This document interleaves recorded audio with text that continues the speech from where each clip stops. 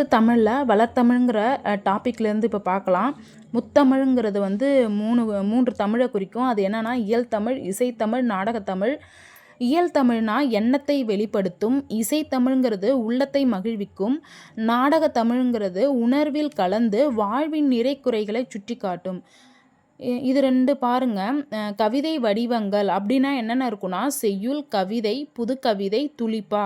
உரைநடை வடிவங்கள்னு பார்த்தோன்னா இது 3 தான். கட்டுரை, புதினம், சிறுகதை.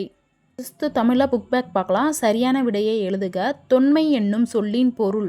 தொன்மைக்கு பொருள் என்னென்னா பழமை. இடப்புறம் எப்படி பிரித்து எழுதுவோன்னா இடம் ப்ளஸ் புறம். சீரிழமை இது எப்படி பிரித்து எழுதுவோன்னா சேர்மை ப்ளஸ் இளமை.